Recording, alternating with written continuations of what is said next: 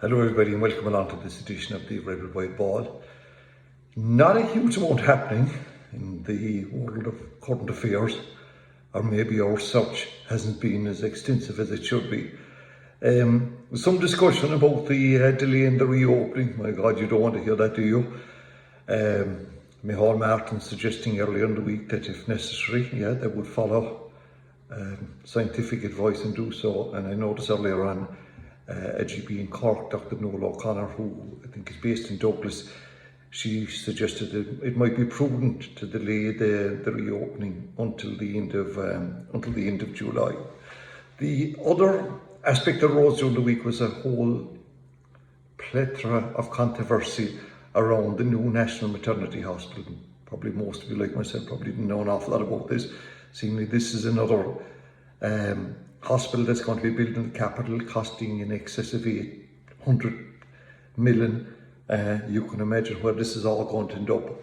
But this week it was the land of which they're going to build this hospital on. Seemingly the idea was to build it on the St. Vincent's complex on Ellen Park. But I'm not too sure where the land came from. Was it with a religious order at one stage? And the idea was that the religious order were going to hand this over to the state. It didn't exactly happen like that. And it was handed over to the St. Vincent's Healthcare Group. The land was. They have no problem with the hospital being built there, but they're not handing the land. So it would appear that the state would be paying for this massive hospital, probably going into billions at the end of the day, and they wouldn't own the land. There was other issues then arose like that. Obviously there'd be board of directors or a board of management, and the government would have no say in that, which triggered on further and said, would there be some sort of influence over the procedures that would be carried out in this maternity hospital? And can you blame people for having huge concerns about this, concerning, when you consider the history of the church in state matters in relation to this down through the years? And I think politicians on all sides were saying this is a non-runner. Now, I'm not too sure whether that would be the case or not, but certainly you have to understand the concerns of people. Then we had Simon Harris. He was out canvassing last weekend, I think it was, and he met up with this friend of his, Dr. Peter Boylan, who was a former master at the National Maternity Hospital, I presume maybe in Hollis Street or wherever. And I don't know whether this was off the cuff discussion, is there any this thing? And Simon Harris seemingly said to him, what do you think of this? Would it be a better idea to move and maybe build it on Tala, where the state would own the land? I don't think this was meant to get out in the public domain, but it did, which gave rise to further confusion. So, for something that we didn't know anything about, some of us didn't know anything about a couple of weeks, this is really going to cause some concern for the government. Of course, what it all means is that, certainly in my case, if I was invited to the official opening, and maybe you as well, that these invites would have to be carried to the local cemetery, because this is going to be way, way down the road before anything at all like that will happen. So that was basically it before we kind of head towards the sporting fields. And this weekend, the intercounty campaign begins. And just so that you fully understand, the intercounty football championship, which is played in a provincial system, and I think this is going to have to come to an end, but that's for another day. It's a straight knockout. And by Sunday evening, 7 counties will be out of the senior football championship. Of course, I don't cry for all of them, because what it will mean is that in a couple of weeks' time, full club activity can come into these counties. So sometimes I think some of us that maybe live in counties that are more successful think that it's a real disaster living in these counties. Far from it. They have an excellent club set up and they can get ahead with their club championship. So anyway, to start in we're going to start in Munster, and there's 2 quarterfinals of the Munster Senior Football Championship. They're both on Saturday. Limerick play Waterford, and Limerick would be the favourites here. There's absolutely no doubt in the world about it. Not that they're massive or anything like that, but Waterford really struggle. Like, it's such a small county. I think, to great credit, they actually have a football team and maybe a hurling team as well. when you consider the size of it. So that game goes on 3 o'clock on Saturday. I expect Limerick to win that. Cork selectors will be keeping a close eye on it because in 2 weeks' time, Cork will play the winners here. The other game, Borough Clare, head down to Killarney once again, a 7 o'clock throw in, and to meet Kerry. And look, sure, there's only going to be one outcome there, absolutely no doubt about this, despite the fact that, you know, it's been a good league campaign for Clare. It's been a good couple of years for Clare, but when they meet Kerry, when anybody meets Kerry in Killarney, there's only going to be one outcome. Anyway, in Connacht, in Markovitz Park, we have at 4:30 Mayo, this on Saturday as well, Mayo playing Sligo. And look, you'll expect Mayo to win this, but the fact that Cillian O'Connor now is out of their championship because of a ruptured Achilles tendon, I think it is, that it would appear now that whatever chance Mayo may have had of causing upset in the All-Ireland series is now at an end. So a Connacht championship would be the most they'd be going for, but you'd expect them anyway to win that game on Saturday. On Sunday, then the action moves to the other two provinces, Leinster and Ulster. The only game in Ulster is a preliminary round game between Down and Donegal, and that game is in Newry. And for Donegal, I don't know, was it back in 1946 was the last time a team won a preliminary round in the Ulster Championship and went on to win the All-Ireland. And this is where this provincial system is totally unfair. I mean, the Ulster Championship, say what you like about it, but like there's so many competitive counties up there. Like, this is not a fair system. But anyway, be that as it may, I expect Donegal to win that one, even though like every single in this knockout there is going to be teams winning matches against the head. That's the nature of it. We saw it last year in a couple of games as well. Then that game got on 1 o'clock on Sunday. Then in Leinster there are 3 games, and the counties that are involved here are only playing for the crack. They have absolutely no chance of winning a Leinster championship. Offaly take on Louth. Mickey Hart is in charge of Louth. Offaly got a right hammering last week in the Division 3 league final, and you know, I'd probably say that maybe go with Offaly in that one. Wicklow and Wexford. Wexford football a couple of years ago was at a good enough standard, and you know, they'd be well over Wicklow, but Wicklow have improved. Unfortunately, Wexford have gone south at a huge rate of knots, so I think Wicklow will win that one. Carlow and Longford, I honestly don't know. Longford beat Tipperary was it last weekend and retained their position in Division 3 of the league, so maybe for that reason we go with them. And the games are timed for 1:30, 3 o'clock and 4:30. They are going to be shown in this Challenge Go, as they call it. So that's our Leinster Championship. Then you have the hurling taking place in the 2 provinces where hurling is only played now, if you like, in Munster and in Leinster. And the game on Saturday, the 2 games on Saturday are in the Leinster Hurling Championship, where Dublin and Antrim will play each other, and that game is going to take place in Portalchan. Now look, sure, if Dublin can't win that, let's be honest about it, even though they had a great win last night in the All-Ireland Under-20 Hurling Championship from 2020, and they will play Cork in a couple of weeks' time, I think the 10th or 11th. There's a great chance, I think, there for Cork to win that championship, and they'd be seriously disappointed, I think, if they didn't. But anyway, Dublin should beat Antrim, despite the fact that Antrim have improved a little bit, no doubt, in terms of their league performance, and that goes on at 3 o'clock. And the other game then is Wexford with Davy Fitz in charge, probably for the last year. They take on Laois, and they have to win that. That game goes on in Nolan Park at 6 o'clock. And the last game then in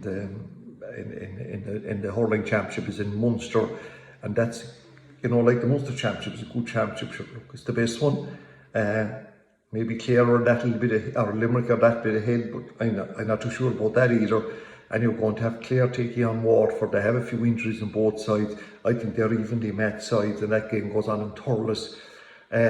I suppose, look, some people would say, yeah, this is going to be Waterford, it's time to beat Clare. I'm not at all sure about that. But yeah, and the thing about the hurlers, the intercounty hurlers that are playing this week, you know, the losers of Dublin Antrim, the losers of Wexford and Laois, and the losers of Clare and Waterford, they are not gone from the championship. They're going to go through the qualifiers. And, you know, like it's a tad unfair, isn't it, that an intercounty hurler has a better we'll have a second bite of the cherry, whereas the footballers don't. This is not the first time that this has happened in the GA, and sometimes I wonder who's awake and who's asleep at the wheel that makes these decisions. And I know that there's, that it's happening now because of COVID and all of that. Because there's so many countries playing football, but still I think tis a tad unfair.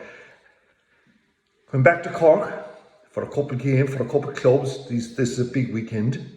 Last year's junior football, one of the semi-finals has been played, and that game goes on in Mallow, 7 o'clock on Saturday, between Passage, who maybe were a bit surprised victors over Oran last week. They take on Boherbue. There should only be one winner here, and that's Boherbue. If they're missing Jerry O'Connor, it will weaken their chances a little bit. But Passage, they played well last weekend. I actually saw them playing. It's a pleasure to see them. They are strong physical side, good footballers, maybe a little bit of difficulty about getting scores. That fly, it's causing grief. But their goalkeeper is a fellow called Anthony Kidney, and he's as good as Rory Bacon any day of the week for taking long distance frees. He scored 1-3 last week. No, the goal was a little bit soft now, to be fair. Well, I think still Boherbue will win it. Passage, really serious about their football, and they represented City well last weekend, so we'll keep an eye on that one. The other game, which is really an outstanding semi-final, would be the game between Kilmackabee and Ivlera. Like Kilmackabee, Ivlera and Boherbue are teams that have been hovering around this championship. They're better than some of the teams above them, and if either of them or one of the three don't win a championship this year or next year, I think they could regress, which would be a great pity. And the junior championship, I've said to you before, is so unfair in Cork in one sense, because when you lose at the county stage, you must go back and try and win a divisional championship again, and it's incredibly difficult to do that. Like if you saw Mallow last week, they were beaten by Aerogue in the Premier Intermediate or the Senior A Football Championship, but they're still in the same grade this year. They don't have to go back and win some other kind of qualifier championship, if you like. And then there is a competition from last year to decide who will be relegated from the Intermediate A Hurling Championship. There are 3 teams that ended up at the bottom. That's Arragadeen Rangers, from Timilly, Glyn Rovers and Meelan. And they're going to take part in a competition over the next 3 weeks. It's called the Round Robin Relegation Playoff, RRRPO, whatever you like.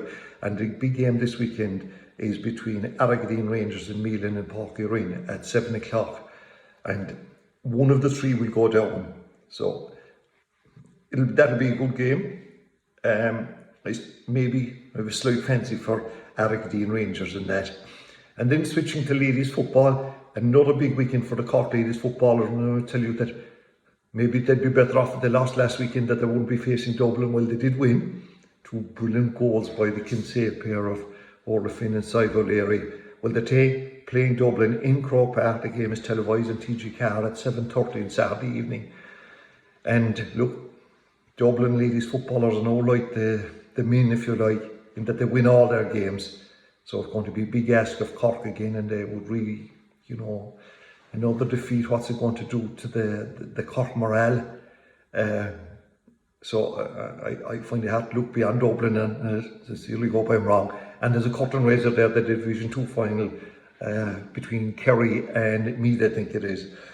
Then moving to soccer, and we're, like a lot of you probably been following the Euros.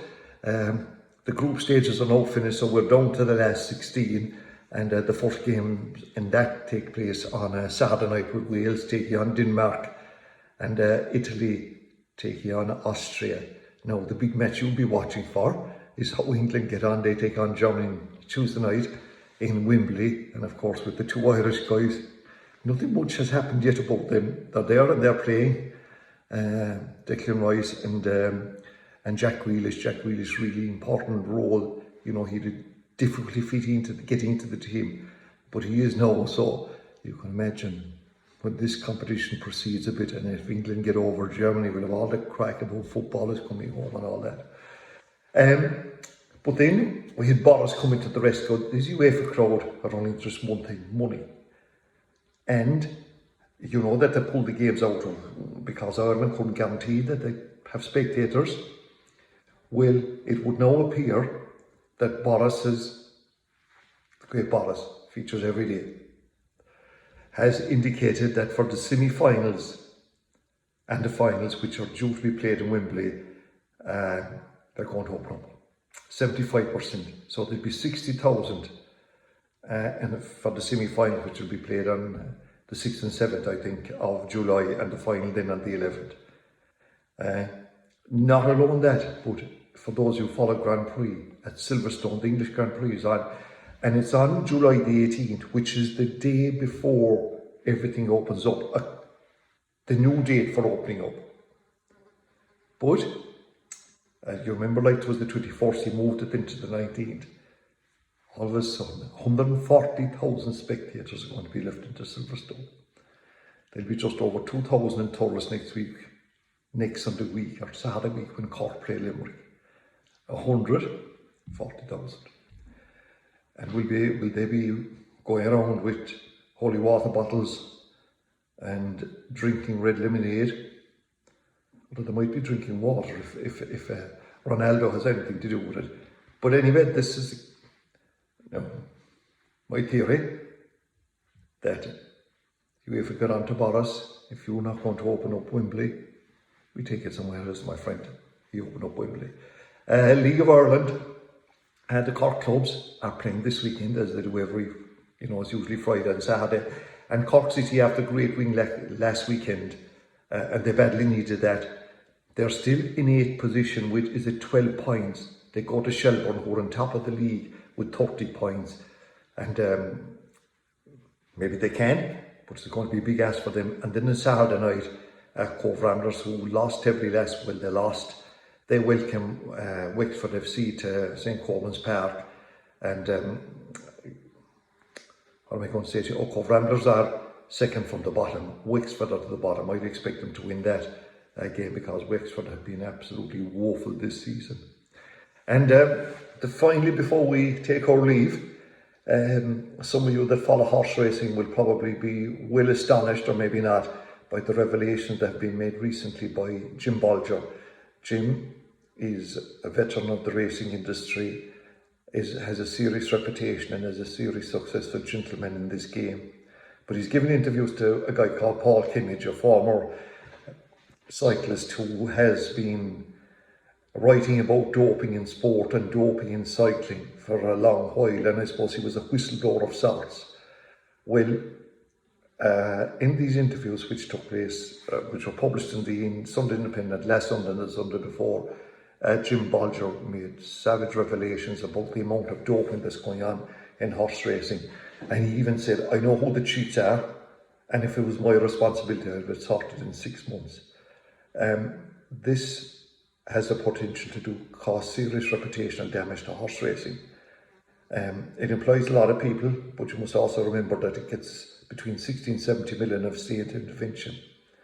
So there's an Oireachtas committee, or a parliamentary committee, set up under, I think, Jackie Cahill, the chairman of that, and they are now going to investigate, or try to investigate, I say try, the allegations that have been made by Jim Bolger.